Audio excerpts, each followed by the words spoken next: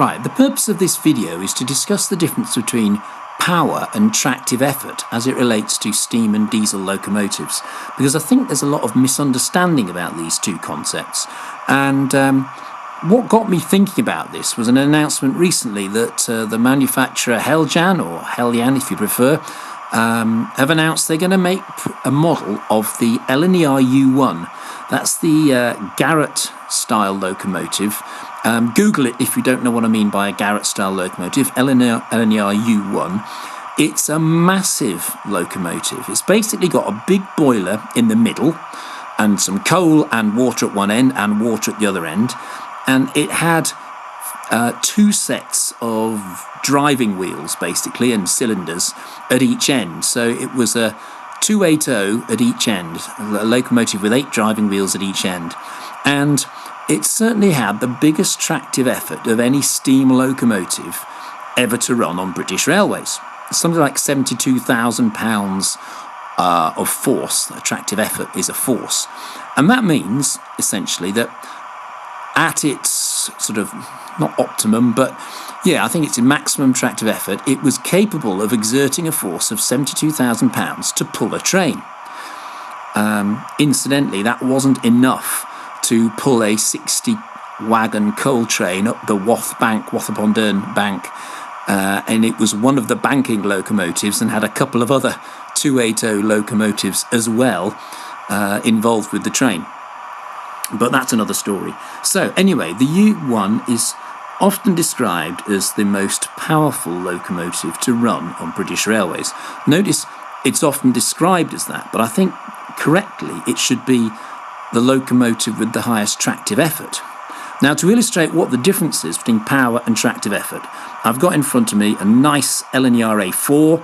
It's Gadwall, so it's the same class as Mallard, and as we know, these were the fastest steam locomotives ever, with Mallard holding the world record, and generally very highly regarded and pretty powerful by passenger standards, by passenger locomotive standards, and certainly, well, very good passenger, very, very fast passenger locomotives. So we'll get this one going. Incidentally, they were rated as 8P in their power classification by British Rail, and I'll come back to that hopefully later in the video. 8P was actually the most powerful classification of passenger locomotives that ran on British Railways. So let's get Gadwall going, and I've also got on the other line, I've got Falcon, another A4, so we'll see them in action.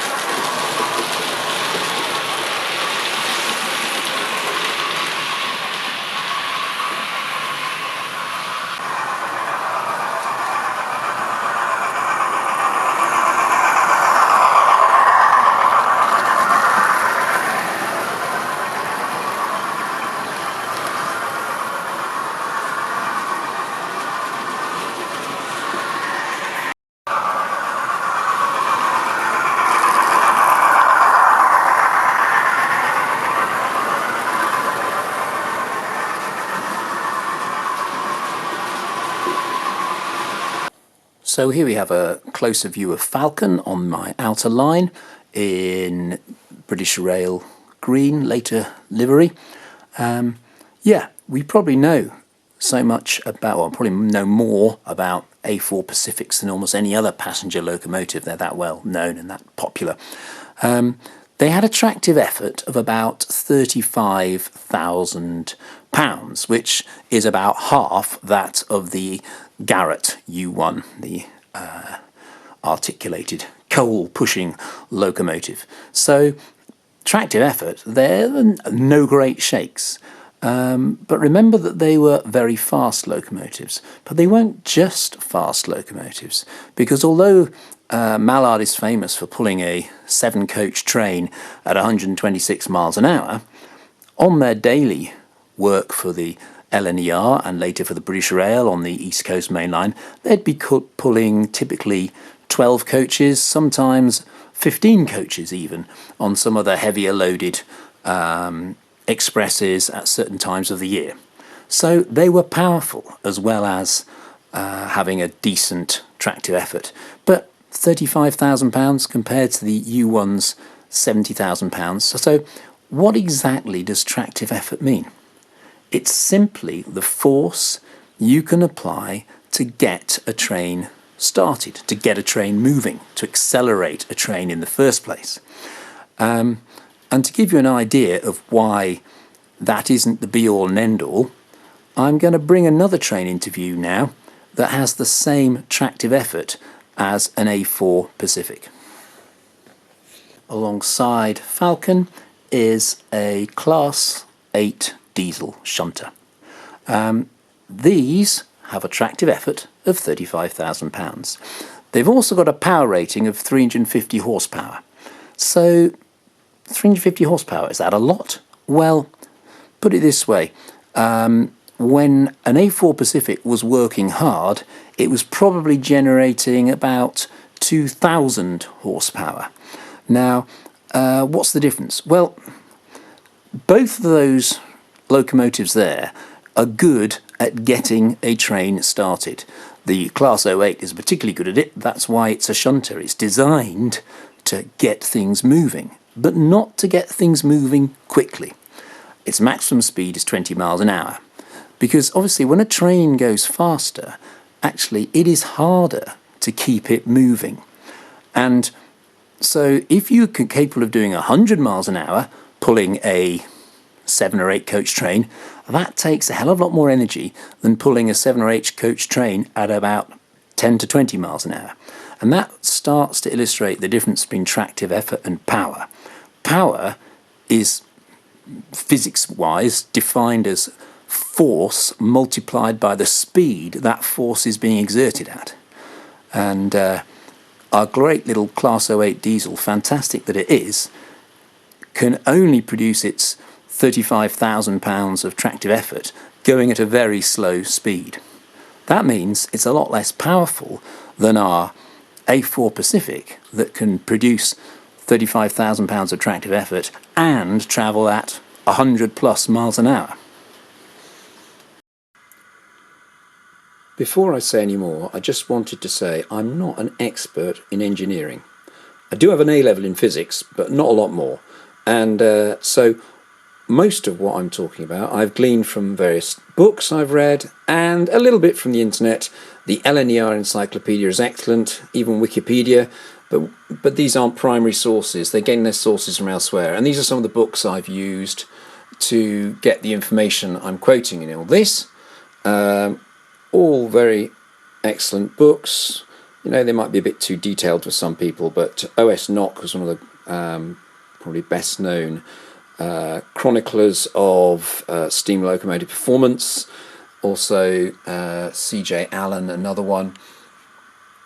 These are all well-regarded writers. I don't know if everything they said was correct, but anyway, I believe what they said over and above quite a lot of other less informed people who might be just spouting on a web page or on YouTube or whatever. So, to illustrate in human form, if you like, the difference between tractive effort and power, I want you to imagine two people having a race on cycle rickshaws. That's to say, those things you pedal with, say, 2 or 3 passengers in the back. They're quite hard work. Imagine the person as being the steam engine and the rickshaw and the people they're carrying is the rest of the train. So let's take 2 people of exactly the same weight, 200-pound let's say. One of them is just your average bloke in the street, not particularly fit and healthy, but he weighs 200 pounds. The other is Sir Chris Hoy. At his peak, he weighed about 200 pounds when he was winning gold medals galore in the Olympics. Okay, they're on these cycle rickshaws. Now, to get the rickshaw moving, you've got to apply the maximum force. How do you do that? Well, basically, you put all your weight onto one leg and you apply that to one of the pedals that's virtually at the top of its cycle. Now, because the two people weigh the same amount, 200 pounds, the maximum force they can press down on that pedal is 200 pounds. And so the maximum force that can accelerate the rickshaw is 200 pounds. That essentially is a way of thinking of the tractive effort.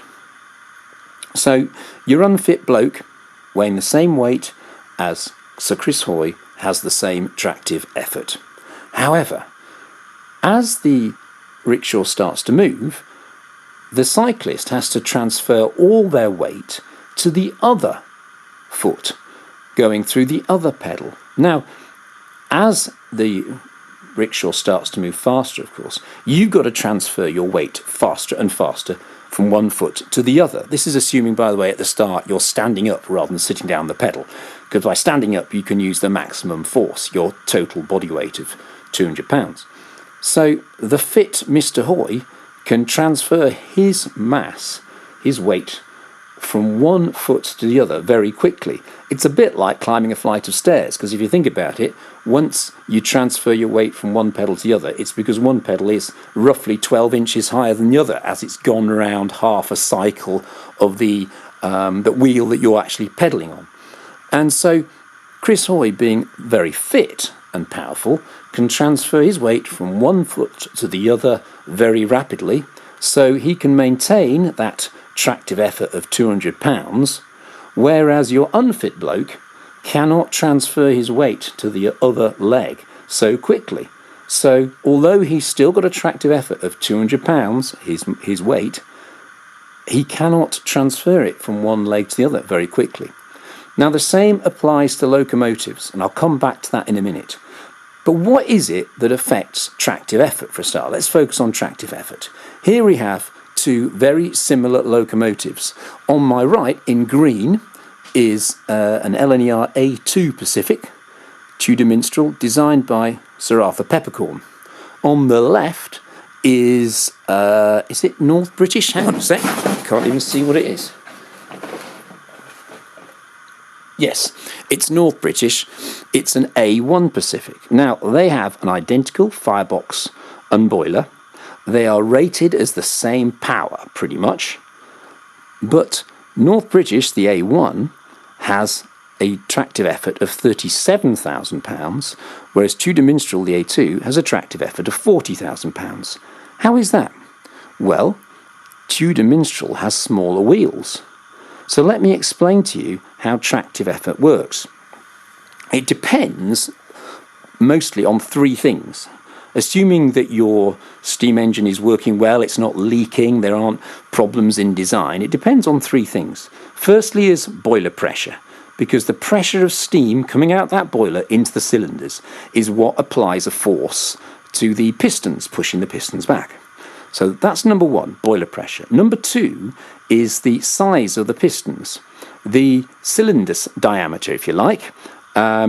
If you were to double the diameter of your cylinders, the actual force that the piston experiences is 4 times as much, because the area of the piston has gone up by a factor of 4 if you double the diameter. If you remember that equation from school, pi r squared is the area of a circle. So by increasing the size of the cylinder, you can increase the tractive effort by a lot.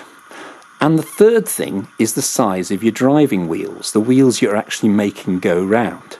And the tractive effort is actually a bit complicated, a bit mathematical. It's inversely proportional to the diameter of the wheels.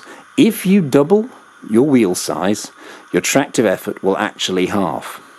So when you've got a big train, like a big locomotive, like an A1 Pacific here, with 6 foot 8 inch driving wheels, your tractive effort will be lower than the A2, which has 6'2" driving wheels. In fact, you can actually check the maths here if you want, because 6'8", that is 80 inches.